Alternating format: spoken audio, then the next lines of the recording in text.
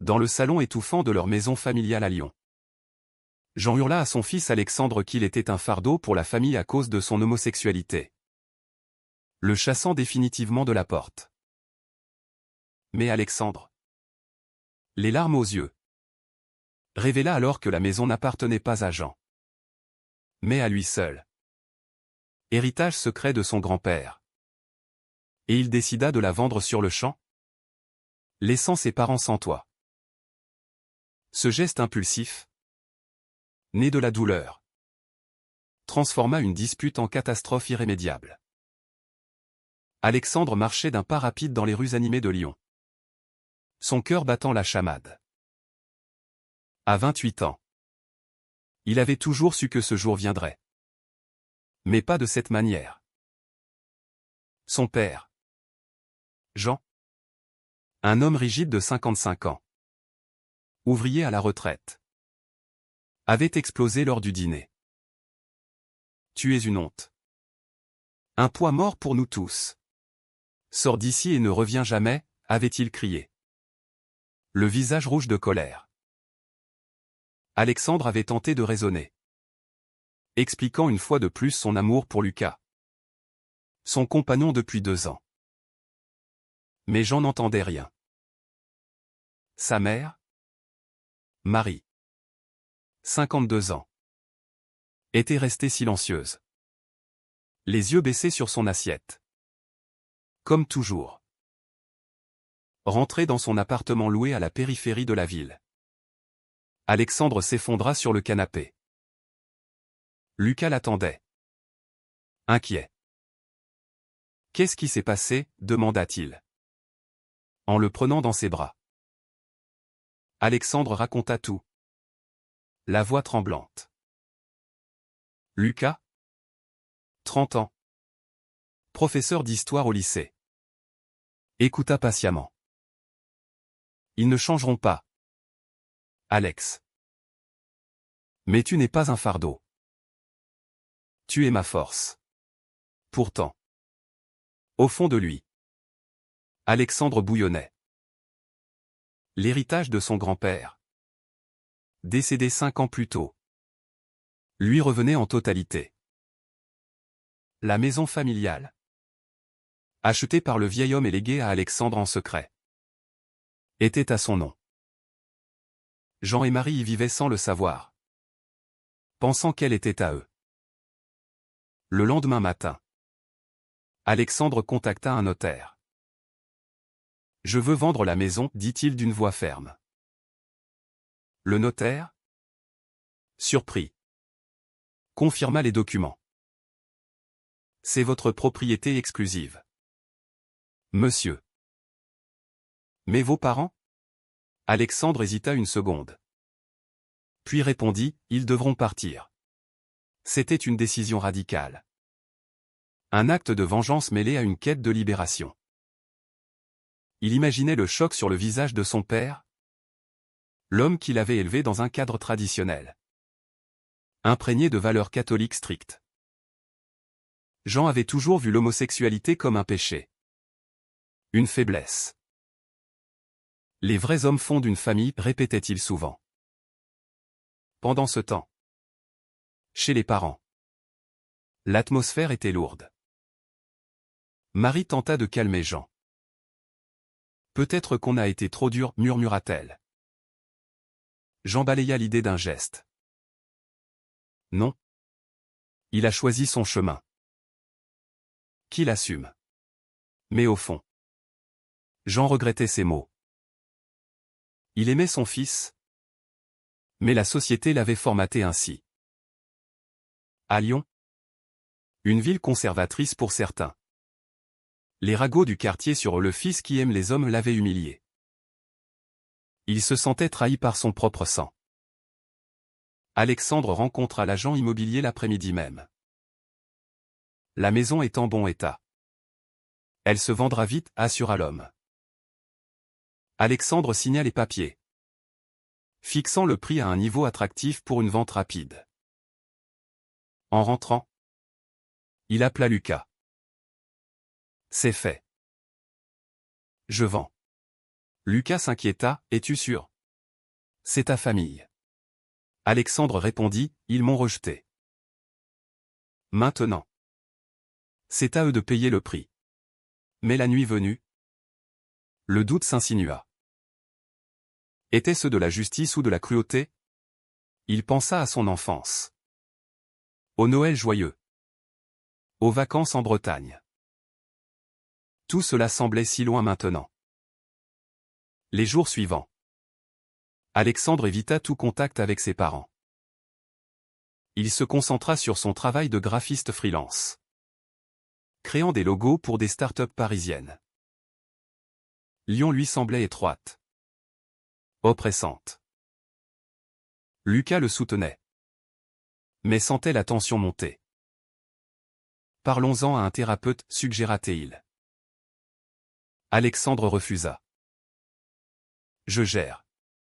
Pourtant, ses nuits étaient agitées de cauchemars où il voyait sa mère à la rue, suppliante.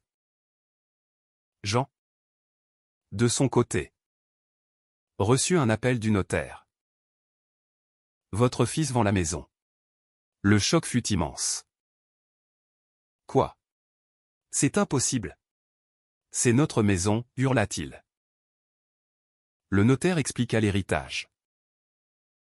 Jean s'effondra, réalisant des années de mensonges involontaires. Marie pleura. Que avons-nous fait? Ils confrontèrent Alexandre par téléphone. Comment oses-tu? Cria Jean. Alexandre.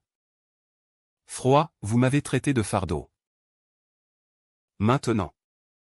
Assumez. La ligne se coupa, laissant un silence assourdissant. La vente avança rapidement. Un couple jeune signa l'offre. Alexandre toucha l'argent. Une somme substantielle qui lui permettrait de déménager à Paris avec Lucas. Mais le poids moral grandissait.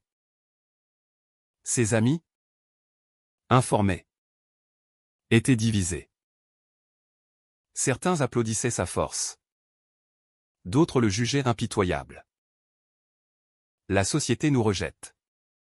Mais devons-nous répondre par la haine, se demanda-t-il. Marie tenta une réconciliation. Elle vint à l'appartement d'Alexandre. Ton père est brisé, dit-elle, les yeux rougis. Alexandre l'écouta, mais resta ferme. Il m'a brisé en premier. Elle partit, défaite. Lucas observa la scène, inquiet pour l'avenir de leur relation. Cette vengeance te consume, murmura-t-il. Les semaines passèrent, et la date d'expulsion approchait. Jean et Marie cherchaient désespérément un logement abordable à Lyon. Mais avec la retraite modeste de Jean, les options étaient limitées. Jean, rongé par la culpabilité et la colère, alternait entre crises de rage et moments de réflexion profonde. J'ai élevé un monstre, marmonnait-il parfois. Mais au fond, il se questionnait, avait-il vraiment compris son fils? Les nuits blanches se multipliaient. Et il repensait à l'enfance d'Alexandre. Ce garçon sensible qui préférait les livres au sport. Peut-être que j'ai forcé les choses, admit-il un soir à Marie. Alexandre, de son côté, préparait son départ pour Paris. Lucas avait trouvé un poste dans un lycée de la capitale. Et ils envisageaient un appartement dans le Marais. Quartier symbolique pour la communauté LGBT. Mais la joie était ternie par le conflit. Alexandre recevait des messages anonymes de voisins, le traitant de traître filial. La société française, malgré ses avancées, gardait des poches de conservatisme. À Lyon, les ragots enflammaient les conversations, le fils a vendu la maison des parents parce qu'il n'accepte pas son mode de vie. Certains y voyaient une revanche légitime. D'autres une abomination. Un soir, Alexandre et Lucas dînèrent dans un petit bistrot. Je me sens libéré. Mais vide, confia Alexandre. Lucas posa sa main sur la sienne. C'est normal. Tu as perdu une partie de toi. Leur relation, solide jusque-là, montrait des fissures. Lucas, issu d'une famille ouverte, ne comprenait pas pleinement la profondeur de la blessure d'Alexandre. Peut-être qu'on pourrait leur proposer de l'aide, suggéra-t-il. Alexandre explosa, après ce qu'ils m'ont dit. Jamais. La dispute s'envenima. Et Lucas partit marcher seul, laissant Alexandre face à ses démons. Jean décida d'affronter son fils en personne. Il se rendit à l'appartement. Poing serré. Ouvre, cria-t-il. Alexandre obéit. Et la confrontation éclata. Tu nous ruines pourquoi? Pour prouver quoi? Accusa Jean. Alexandre riposta, pour que vous ressentiez ce que c'est d'être rejeté. Les mots fusèrent, révélant des vérités enfouies. Jean avoua sa peur, j'ai grandi dans un monde où ça n'existait pas. Je ne sais pas comment l'accepter. Alexandre, ému malgré lui, répondit, essaie. C'est tout ce que j'ai toujours voulu. Mais l'orgueil l'emporta. Et Jean partit en claquant la porte. Marie, plus subtile, envoya une lettre. Mon cher fils, je t'aime tel que tu es. Ton père aussi. À sa manière. Ne nous abandonne pas. Alexandre la lut. Les larmes coulant. Il pensa à l'appeler. Mais le souvenir des insultes le retint. Au travail, ses collègues remarquèrent son absentéisme mental. Concentre-toi, lui dit son chef. Mais comment? Quand chaque décision pesait comme un jugement moral? La vente fut finalisée. Jean et Marie emballèrent leurs affaires, le cœur lourd. Ils trouvèrent un petit appartement en banlieue, loin de leurs amis. Jean, humilié, évitait les regards. C'est ma faute, murmura-t-il à Marie. Elle hocha la tête. Mais intérieurement, elle blâmait les deux.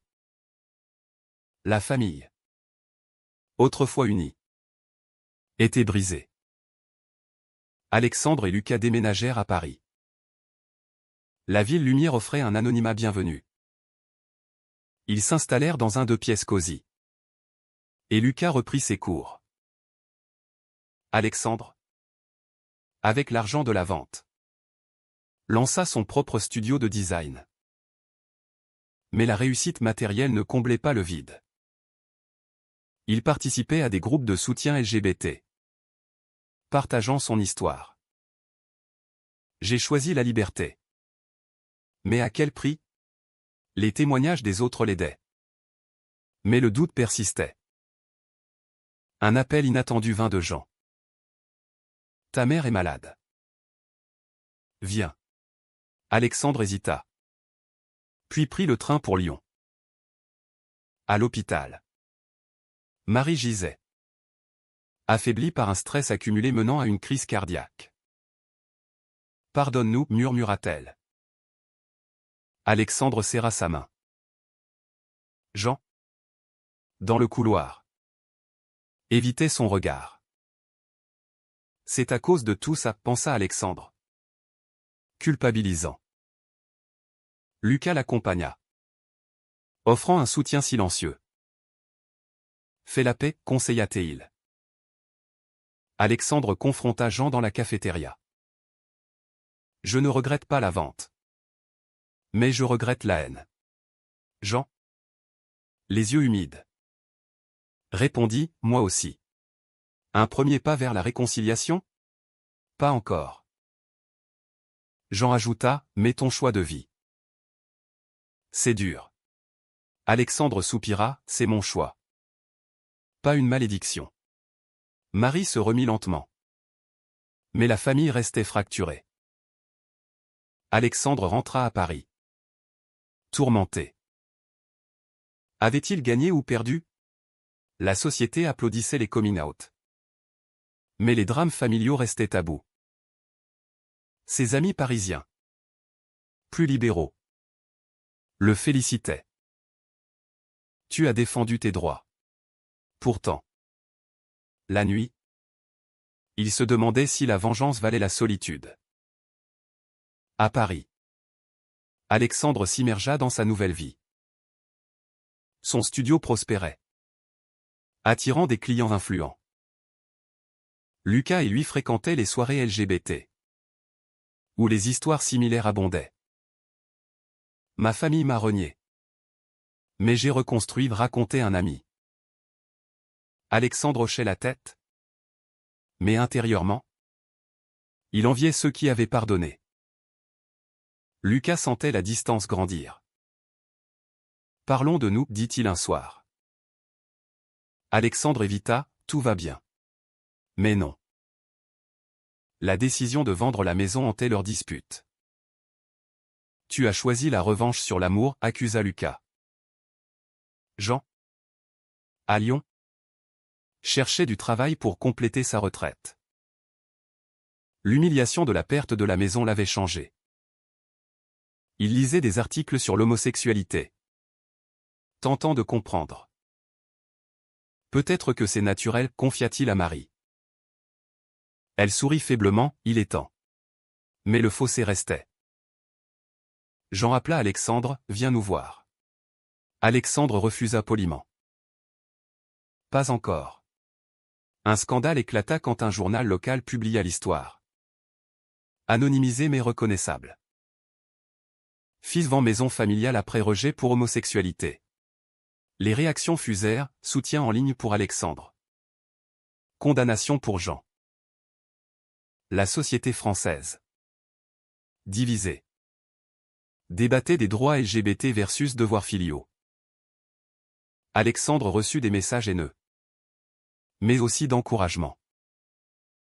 Tu inspires, écrivit un jeune gay. Lucas, frustré, confronta Alexandre. Cette histoire nous détruit. Pardonne-leur. Alexandre explosa, et toi? Tu comprends quoi de ma douleur? La dispute culmina en une nuit séparée. Lucas dormit chez un ami, laissant Alexandre seul avec ses pensées. Était-ce la fin? Il appela un thérapeute. Enfin. J'ai besoin d'aide, admit-il. Marie organisa une rencontre surprise. Elle invita Alexandre à Lyon pour son anniversaire. Il accepta, emmenant Lucas. À la table, la tension était palpable. Jean tenta, je m'excuse pour mes mots. Alexandre répondit, des mots qui blessent pour toujours. La conversation dérapa sur la morale. Vendre la maison était cruel, dit Jean. Te traiter de fardeau l'était plus, rétorqua Alexandre. Marie intervint, arrêtez. Nous sommes une famille. Lucas observa. Puis par là, l'amour n'est pas conditionnel. Jean hocha la tête. Pensif. Pour la première fois. Il posa des questions sur leur relation. Comment vous êtes-vous rencontrés? Alexandre raconta. Surpris. Un dialogue naquit. Fragile. De retour à Paris. Alexandre réfléchit. La thérapie l'aidait à disséquer ses émotions. J'ai agi par peur, confia-t-il au thérapeute. Lucas revint. Et ils se réconcilièrent. Ensemble. On surmonte, dit Lucas. Mais un twist surgit, Jean découvrit que l'héritage incluait une clause morale. Que le grand-père avait ajoutée pour tester la famille. Si Alexandre vendait, une partie revenait à une association LGBT. Jean, furieux, accusa, ton grand-père nous a piégés. Alexandre rit amèrement, où il a vu venir. La pression sociale monta. Des amis de Jean le boycottèrent, le traitant d'homophobe. Il perdit son cercle. Marie, guérie, poussa pour une thérapie familiale. Allons-y tous. Alexandre accepta. À contre-cœur. Les sessions furent intenses. Le thérapeute explora les racines, éducation rigide de Jean. Silence de Marie. Rébellion d'Alexandre. Chacun a payé un prix, conclut-il. Jean admit, j'ai peur du regard des autres. Alexandre, et moi. De ne pas être aimé. Lucas soutint. Mais sentit Alexandre s'éloigner. Cette famille te hante.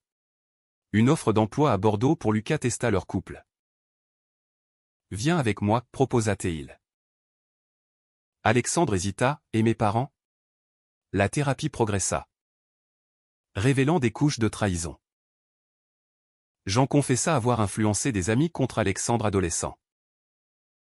Je pensais le protéger. Alexandre? Choqué, tu m'as isolé. Marie avoua son inaction, j'avais peur de Jean. Les larmes coulèrent. Forgeant un lien précaire. À Paris. Alexandre excella professionnellement. Mais personnellement. Il stagnait. Lucas accepta le poste à Bordeaux. C'est une opportunité. Viens. Alexandre refusa, je dois régler ça ici. Leur séparation fut douloureuse. Un sacrifice pour la croissance. Je t'aime. Mais je me perds, dit Alexandre. Jean. Transformé. Rejoignit un groupe de parents d'enfants LGBT. J'apprends, dit-il à Alexandre lors d'un appel. Marie organisa des dîners réguliers. Alexandre visita Lyon. Seul. Les conversations approfondirent, débat sur la société. Les lois françaises sur le mariage gay. Les préjugés persistants. Un jour, Alexandre rencontra un jeune gay rejeté par sa famille. Ton histoire m'a aidé, dit le garçon. Alexandre réalisa l'impact, sa décision avait inspiré. Mais aussi blessé. Il contacta Lucas, tu me manques. Lucas répondit, moi aussi. Mais grandis d'abord. Jean proposa de racheter une part symbolique de l'argent. Pour réparer. Alexandre refusa, garde-le pour vous. Mais il offrit de l'aide financière discrète. Un équilibre naquit. Des mois passèrent. Alexandre lança une campagne de sensibilisation LGBT. Utilisant son expérience. La société réagit, interview. Débat télévisé. Jean apparut à ses côtés, j'étais aveugle. Marie sourit, nous progressons. Lucas revint pour un week-end. Je vois le changement. Ils se réconcilièrent. Décidant d'un avenir commun. Alexandre. Apaisé. Réfléchit au choix, vengeance versus pardon. Pourtant. Les cicatrices restaient. Était-ce juste de vendre la maison? Avait-il raison de prioriser sa liberté? La famille. Reconstruite. Portait les marques. Et vous? Pensez-vous qu'il est moralement acceptable de répondre au rejet familial par une vengeance matérielle? Ou le pardon doit-il toujours primer?